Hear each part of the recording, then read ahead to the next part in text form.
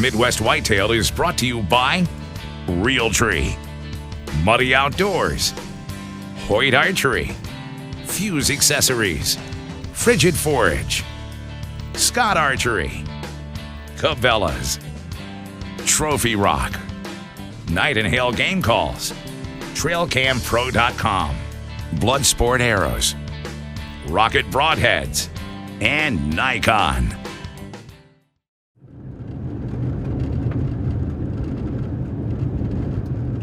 Welcome to Midwest Whitetail. The last time that Drew and I were standing here was 6.5 hours ago when we were getting ready for our afternoon hunt.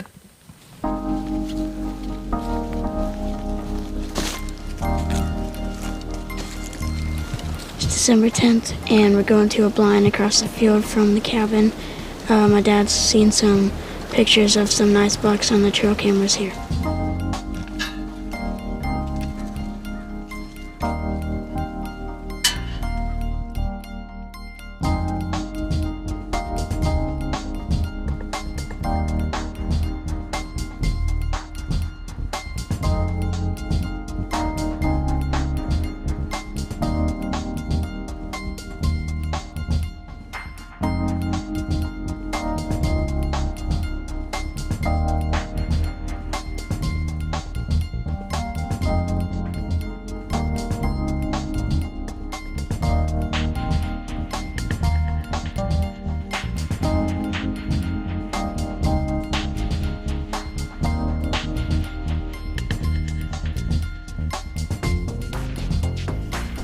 So we've got some turkeys and some fawns out there right now, but it's getting close to prime time and there should be some bucks coming out pretty soon.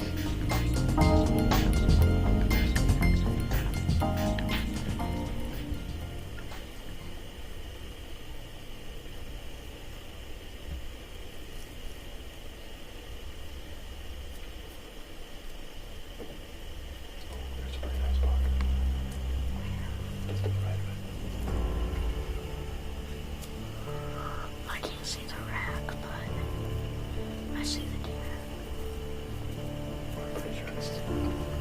Oh, crap.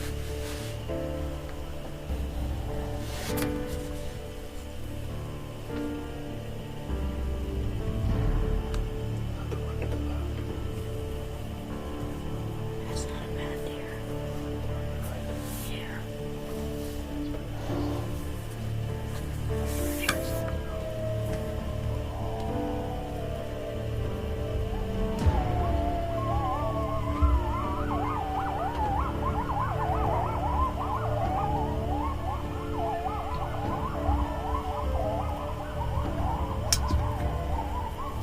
Here comes that buck.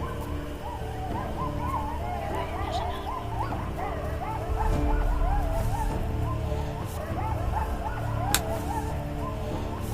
Which buck should I shoot? One that's to the left of the lawn. Okay. Are you sure? I think the other one's bigger. No, this one's older. Okay.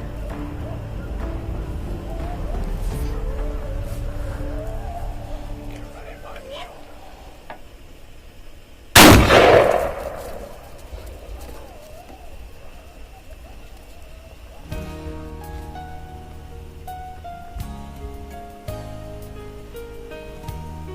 I think I hit him.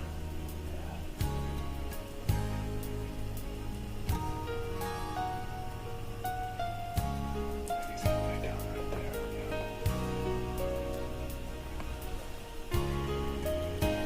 He just went down over there. That's a nice 8-pointer that my dad had on cameras. So I think we're gonna slip out and then come back in a couple hours and try to find him.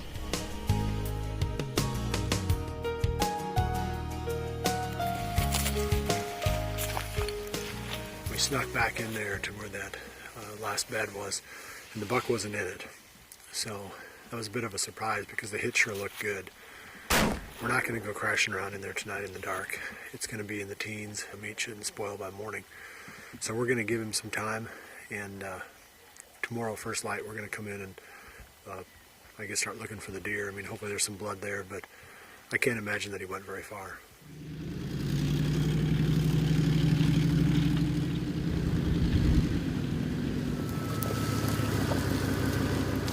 this is right where he bedded down after you shot him here.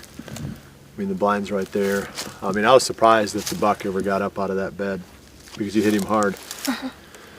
So, I mean, this cedar thicket right here, more than likely that's where he went into. I can't imagine that he went very far.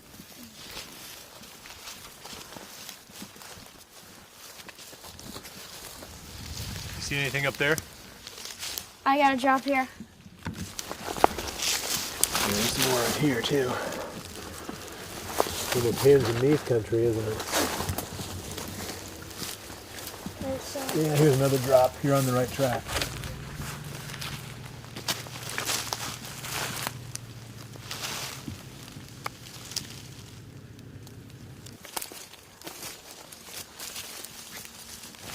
Here's some. You got some?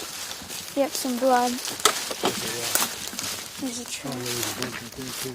Uh-huh. I'd say you stay right on top. Yeah. Crouch down and see if you can see. Oh, wait, there he is.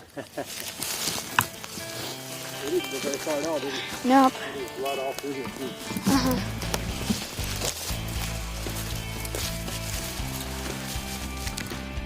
Well, it didn't take very long to find him. He was only 30 yards in the timber. Man, that was a fun hunt. I've had a great season this year. I shot a nice 8-pointer back in September in the youth season, and now I just shot another one last night. We've gotten a lot of trail camera pictures of this buck, and the guys in the office have gotten a lot of nice footage of this buck from the beginning of the year. So we knew he was in here, and it was just really cool that he came out last night and I was able to kill him.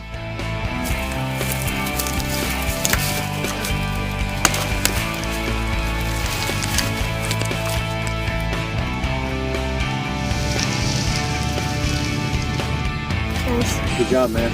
Yeah, thanks. It was a nice one. Well, Drew had a great hunt back by the cabin, and right now I just finished up helping our daughter to recover a deer that she shot last night. This is the second buck that we've killed in the last week using the same pattern.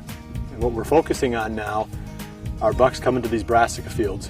And these are the Big and Beasty food plots that we planted back in, I guess it was early August. We're catching them on the trail cameras coming during daylight, and then we're making our move coming into these spots to try to intercept these bucks. So we've had really good luck with this, and it's something that we're going to continue on over the next few weeks into the late season of archery.